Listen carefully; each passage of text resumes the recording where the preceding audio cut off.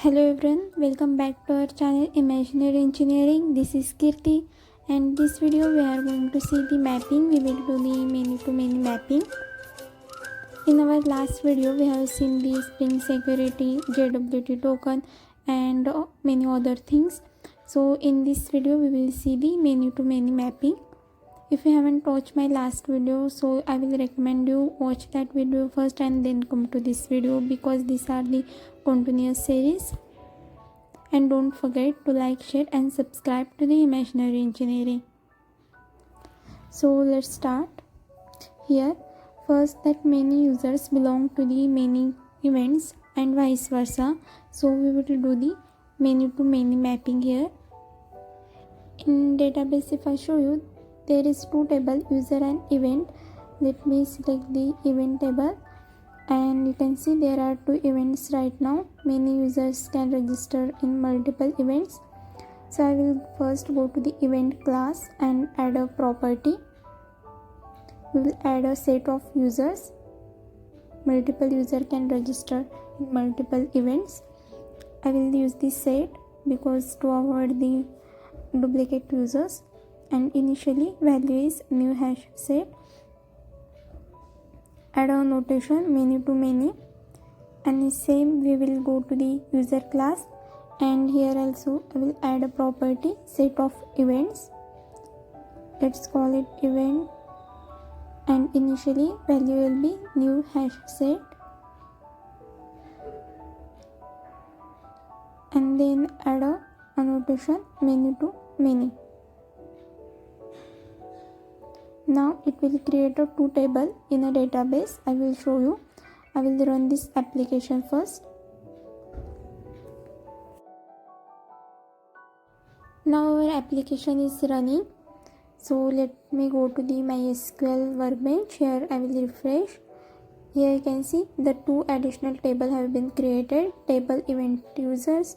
Let me select this. They have the two columns, event ID and user ID. And this user event table, let me select this table, and this table also have the two columns, user ID and event ID. So basically this created the two table and both are doing the same thing. So I don't want to create these two separate table. I just want to create a single table. So I will go to the event class here, and I will add a property. I will go to the event class and I will add a property mapped by attribute. I will add, and we will map this user property to the events property. This events property we have in our user. Here this is the event property we have. So I will map this users property to the event, and it will create a single table. Now let me drop this all the table. This two table I will drop and rerun our application. Now let me refresh. Here you see there is only one table have been created, user events. Let me select this, which have the two column, user ID and event ID. We can also change the table name and column name. Let's go to the user table, and here I will use the annotation join table to change the table name and column name. Let's give the table name. Currently we have the table name user underscore events.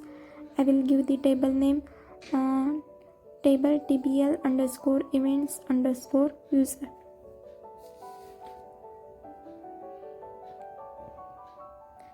And also we can change the column name join column.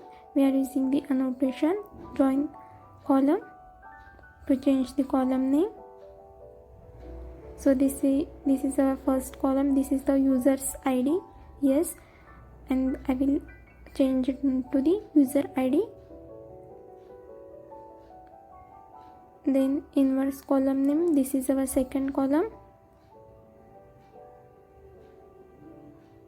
Change into the event underscore ID. Previous. Now let me drop this table and rerun our application.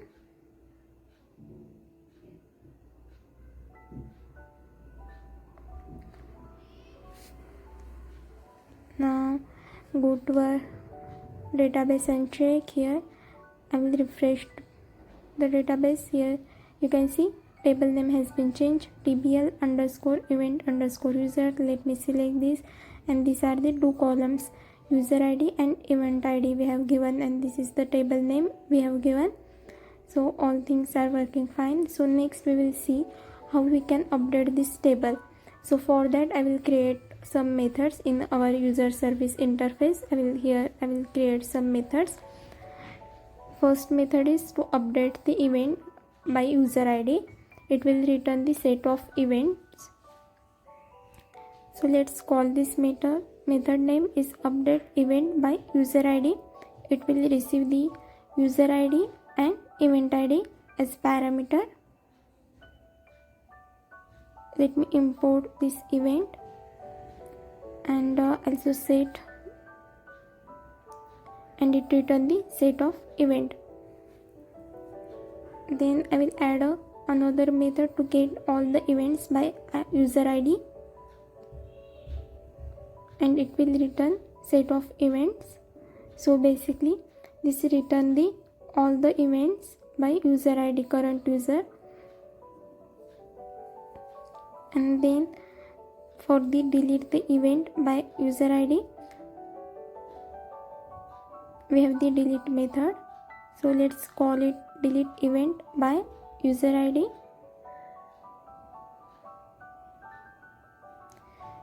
It will receive the two things. First is a user id and second is a event id to delete the event by user. Now these three new methods, let's implement that. Here we got the error, so let's implement that method. Click on OK.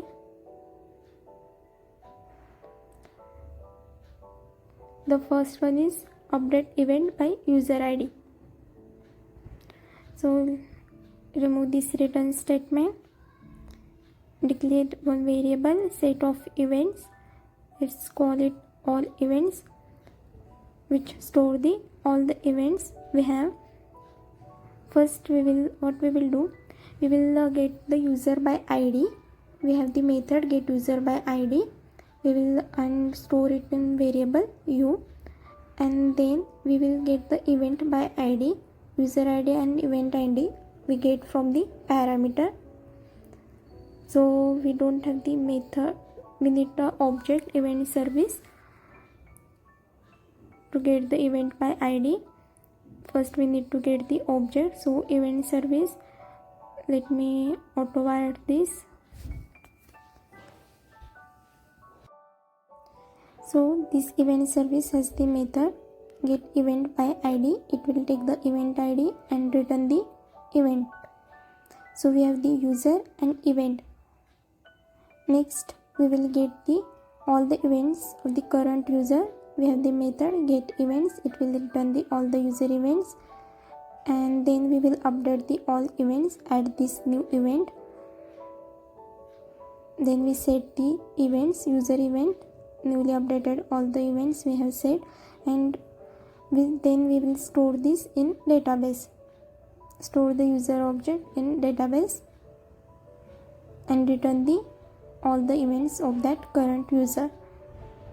So basically first we get the user by id, then event by id, then we get the all the events of that current user, then we add the new event in the list, and then not list, set, and then we update the user object, and then we store that object in database. So let's go to the user controller. We will add the endpoints here. So this is our put mapping, put method. We add the path / user id / event / event id. This method will return the set of events. Let's say update event by user id.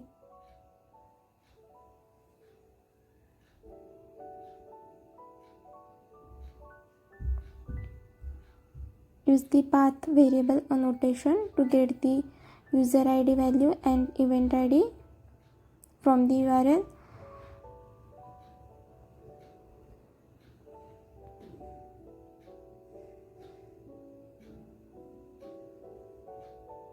Now we have the method that we have just created, update event by user ID, and we pass the user ID and event ID, return the set of event.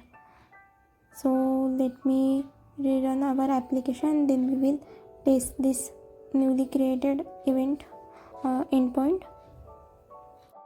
First I will log in here with the user kajal@1234, and here we get the token back. Now we will test our endpoint user slash. I will show you first that endpoint start with the /user, then user ID, event and event ID. So let's test this. First I will show you this user table. Here we have the two user, ID 1 and 2. Then event table I will show you. Here we have the two event, ID 1 and 3. Let's go back to our Postman. Here I will add a user ID Kajal, user ID is 2. Then event and event ID I will enter 1. Select the put method, click on send, and here we get a 401. Let me select the bearer token. Now click on send. We get a response, ID 1, user has successfully registered for the event music, which ID is 1. Now next let's add another event also. So if I say 3, click on send. Now in response you can see here is creating one cycle. User contain the information of event and event contain the information of user, and it's creating the cycle. It's never ending cycle, it goes on. So to avoid this I will use the JSON ignore annotation in user table. For this events property I will use the JSON ignore annotation. This will hide this event property from the HTTP response. This will ignore this event property when we get the HTTP response. So let's go back to our, I will rerun the application and we will check this. First I will log in, click on the send. I think our application is not running. Now it's running, click on send. Here we get the token back. So let's test this update event by user ID. Click on send. Now you can see there is a no cycle. User not contain the events property.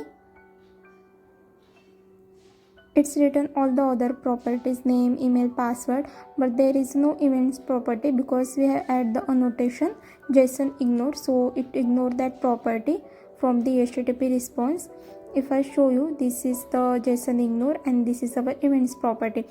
I will show you this, get the user by ID. Let me choose the bearer token, click on send. Here you can see it written all the other property, name, email, password, but there is no event property. It will hide from the response. So this is the use of JSON ignore annotation. Let me run this table, user event. You can see the user 2 is associated with 2 event 1 and 3. In next we will see how we can get all the events by user. So we go to the user implementation. We have the method get all user events. Let me provide the user ID in parameter, because using that user ID we get the user. So here I am accepting the user ID in parameter. Then we have the method get user by ID. It will return the user. Now we have the user. Then we will return the all the events that user has been registered. For that we have the method get events. It will return the set of event. Now next we will see the delete. How you can delete the event by user ID. First I will declare one variable, all events, set of events. Then we get the user by ID. Then next we will update our all events. We get the events from the user and store it in all events. Then we will filter out the event we use the stream API. We have the filter method. We check the condition. If that event ID does not equal to the event ID that we have passed in parameter, if that condition match, then it will return the event. Then we convert into the set and store this in variable set of event. Let me declare the set of events.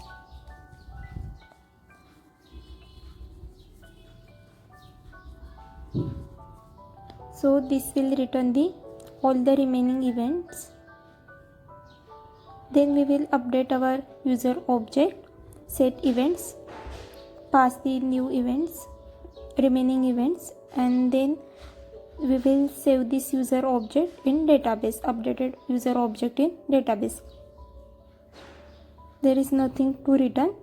So this is our delete method.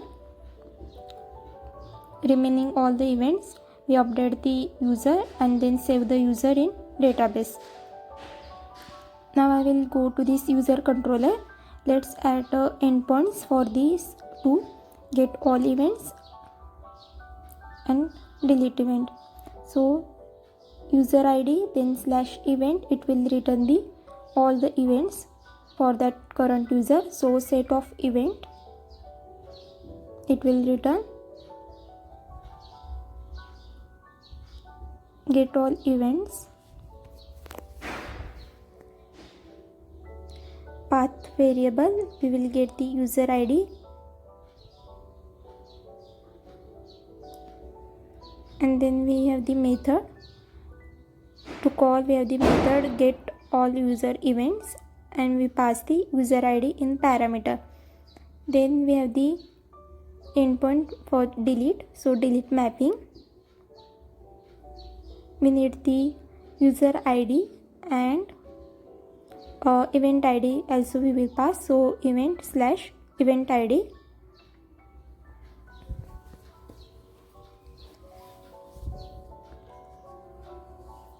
Then public, it's not written anything, so I will just return void. Let's call it delete event by user ID. Then use the path variable annotation to get the user ID and event ID from the URL.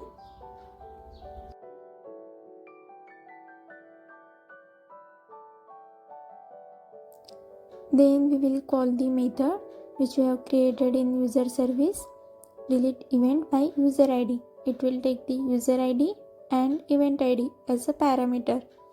Now we are done. So let's test this APIs. First I will log in, click on send.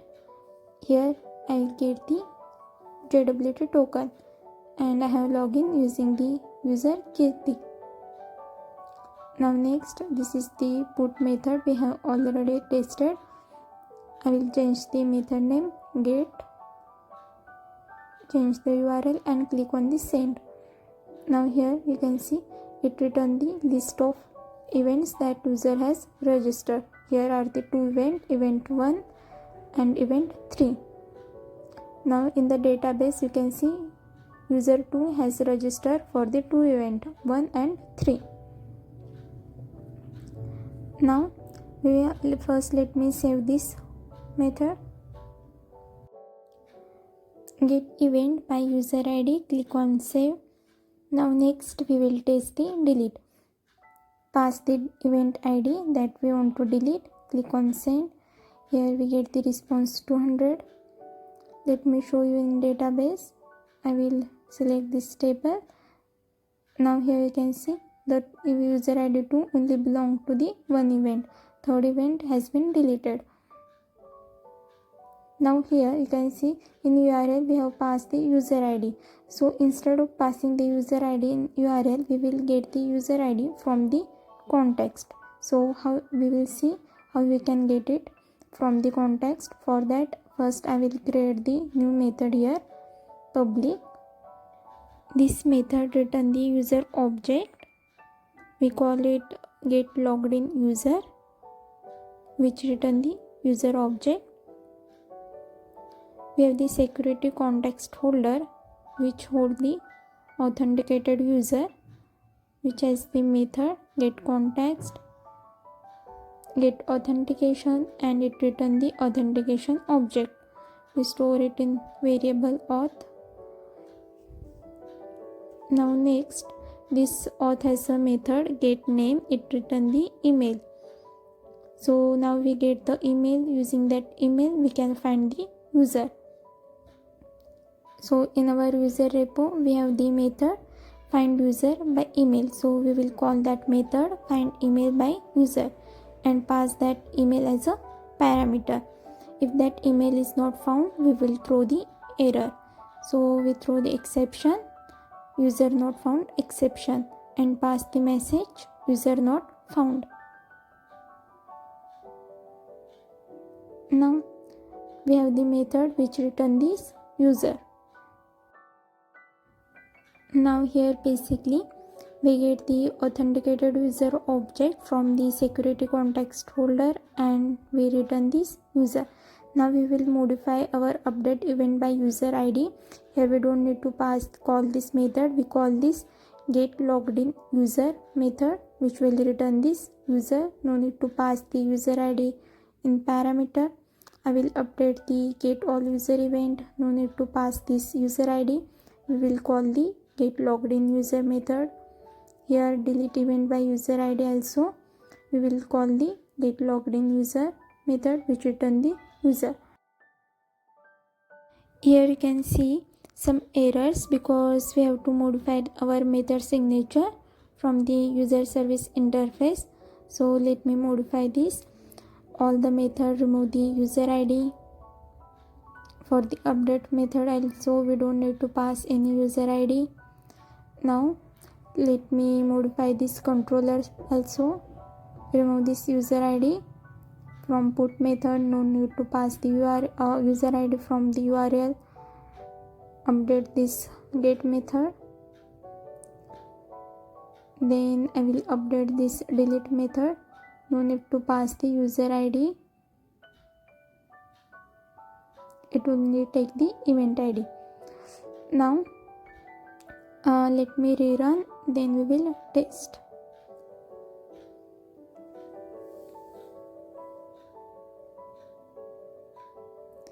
First I will log in, click on the send. Here we get the JWT token. This is the delete method. So first I will test the get and remove this user ID from the URL and also event ID. We don't need to pass for the get method. If I show you, this is our get /event and start with the /user. Click on send and here we get the empty list because if I show you the login, here I have login using the Kirti. Go to the database, check this event user. Here you can see user 2 has registered for the event 1. And if I show you the table, user 2 is a Kajol and user 1 is Kirti and not registered for any event. So let me change the email. We will log in using the Kajol @1234. Click on send. Now we have login using the user 2. Now if I click on this get method, here you can see we get the event 1. Now same we will test our update method. We will register for the event 3. Click on send.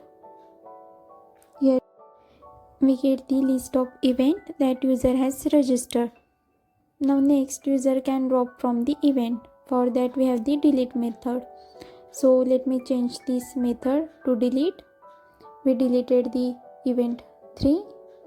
Now here console you can see your query delete from table and it returned the 200 successful. That means that event has deleted.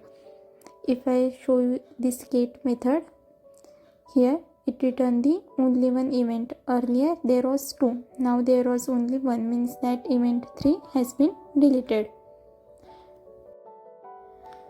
So this is all for this video. I hope you find this video helpful and you learn something new. If you comment on this video, I would really appreciate. That would encourage me to make a more video. So I will request all of you who are watching this video, don't forget to like, share and subscribe to Imaginary Engineering. Thank you for watching.